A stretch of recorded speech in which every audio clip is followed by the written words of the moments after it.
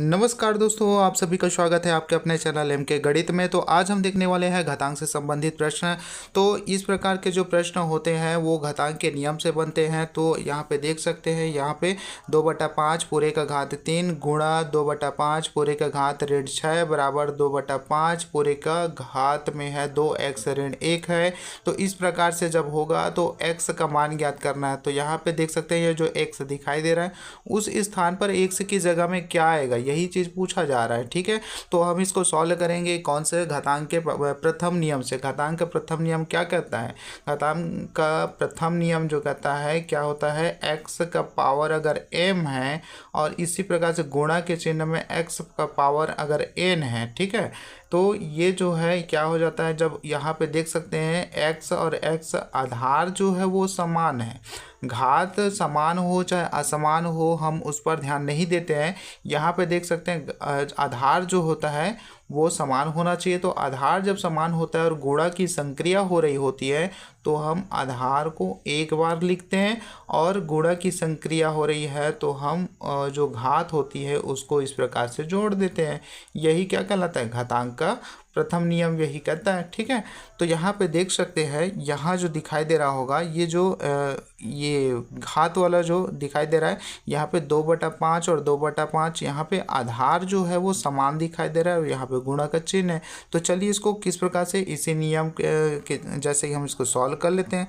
तो इसका हल क्या हो जाएगा, 2/5 पूरे का घात क्या है 3 है गुणा यहाँ पे क्या है 2/5 पूरे का घात क्या है 6 और इधर आपका आ जाएगा 2/5 और इसका घात में है 2x ऋण 1। तो इस सूत्र से हम इसको सॉल्व करेंगे, ये वाला जो दिखाई दे रहा है इसको सॉल्व करेंगे तो क्या हो जाएगा, ये गुणा में। तो ये जो देख सकते हैं आधार 2/5 आधार समान है तो 2/5 आधार को क्या लिखेंगे, एक बार लिखेंगे। ठीक है, आधार समान है तो आधार को एक बार लिखते हैं, वैसे ही यहाँ पे आधार समान है तो आधार को एक बार लिख दिए। अब उसके बाद क्या होता है, घात जो होगा वो जुड़ जाएगा। ठीक है, यहाँ पे देख सकते हैं घात जो है वो क्या हो गया, जुड़ गया। तो यहाँ भी आधार समान है, गुणा की संक्रिया हो रही है, आधार को एक बार लिख दिए। अब क्या करेंगे, जो घात दिखाई दे रहा है उसको जोड़ दीजिए तो हो जाएगा 3 प्लस यहाँ पे -6 है, चिन्ह को साथ में लेके चलना है। ठीक है, चिन्ह को साथ में लेके चलना है इस प्रकार से। तो इधर क्या हो जाएगा 2/5 जो है उसको इधर लिख देना 2/5 2x - 1। ठीक, इस प्रकार से आप यहाँ पे देख सकते हैं ये जो 2/5 का जो घात है 3 धन यहाँ पे ऋण 6 है, तो ये जो धन और ऋण का क्या हो जाएगा, ऋण हो जाएगा। इनके बीच में कौन सा चिन्ह लगेगा, घटाने का चिन्ह होगा। देख सकते हैं इस प्रकार से ये धन और ऋण का चिन्ह, धन और ऋण क्या हो जाएगा, ऋण 6 हो जाएगा। तो इस प्रकार से यहाँ पे क्या आ जाएगा 2/5 इधर जो है उसको नीचे लिखते जाइए 2x - 1। तो यहाँ पे देख सकते हैं ये जो धन है और ये ऋण है, धन और ऋण का क्या होता है, असमान चिन्हों का घटाना होता है, ऋण होता है। तो हम क्या करेंगे, यहाँ पे घटाएंगे। तो घटाएंगे तो बड़ी संख्या में छोटी संख्या को घटाएंगे तो 6 में 3 घटाएंगे तो 2 क्या आएगा, 3 आएगा। ठीक है, क्या आएगा, 3 आएगा। और 3 में कौन सा चिन्ह लगेगा, तो जो बड़ा वाला संख्या में जो चिन्ह है ऋण का चिन्ह है तो वही लगेगा। तो क्या आ रहा है यहाँ पे, ऋण 3 आ रहा है। तो चलिए इसको सॉल्व कर लेते हैं। तो क्या हो जाएगा 2/5 का घात क्या हो जाएगा, ऋण 3 हो जाएगा। और इधर क्या जो बचा उसको लिख दीजिए 2/5 पूरे का घात में क्या है 2x - 1। अब यहाँ पे क्या करेंगे, तुलना करेंगे। क्या करेंगे, तुलना करेंगे। तो यहाँ पे देख सकते हैं आधार बीच में बराबर का चिन्ह है और इधर आधार 2/5 है, यहाँ भी आधार 2/5 है। ये दो, इसका भी आधार और ये आधार दोनों एक जैसे समान है। ठीक है, तो हम इसको घात को भी, अगर आधार समान है तो इसको घात को हम लोग क्या कर लेंगे, इसको तुलना करते हुए इसको बराबर में ले लेंगे। तो यहाँ पे क्या आ जाएगा, ऋण 3 बराबर, जब घात को बराबर में लेंगे तो क्या हो जाएगा, ये 2x - 1। तो इसको सॉल्व करेंगे, क्या हो जाएगा, ऋण 3 बराबर 2x - 1।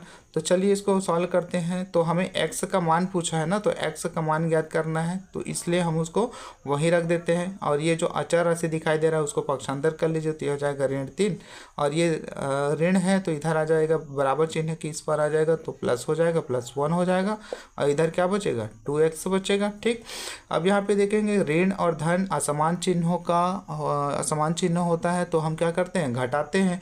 तो घटाएंगे तो 3 में 1 घटाएंगे तो क्या बचेगा 2 बचेगा। और 2 में कौन सा चिन्ह लगेगा, तो जो भी जोड़ने या घटाने के बाद में बड़ी वाली संख्या में जो चिन्ह होता है उस चिन्ह को लगा देते हैं। ठीक, अब इधर क्या इधर बचा हुआ है क्या 2x बचा हुआ है। अब क्या होगा, ये जो x का मान ज्ञात करना है इसलिए x को हम सिंगल रखेंगे इस प्रकार से, और ये जो 2 दिखाई दे रहा है उसको इधर पक्षांतर कर दीजिए। तो 2 जो है वो x के साथ में गुणा के चिन्ह में, तो हम इधर पक्षांतर करेंगे तो ये इसके साथ में कौन से चिन्ह में आ जाएगा, नीचे आ जाएगा, भाग में आ जाएगा। तो ये हो जाएगा ऋण 2 अपनी जगह में रहेगा, और ये जो 2 जो है इधर गुणा के चिन्ह में, इधर जब पक्षांतर करेंगे बराबर चिन्ह की इस बार, तो ये क्या हो जाएगा, भाग में आ जाएगा। इसके गुणा में है तो भाग में आ जाएगा। ठीक, अब यहाँ पे देख सकते हैं 2 एकम 2, 2 एकम 2 कटने के बाद क्या हुआ -1, एक बचा है ना, -1 बचा हुआ है। तो x बराबर क्या प्राप्त हुआ, -1 प्राप्त हुआ। यही हमारा आंसर है। तो x बराबर क्या मिला हमें, -1 प्राप्त हुआ। इसी प्रकार से अगर आप गणित का बेसिक सीखना चाहते हैं तो हमारे चैनल को सब्सक्राइब कीजिएगा, और अगर वीडियो पसंद आया होगा तो लाइक और शेयर जरूर कीजिएगा। धन्यवाद।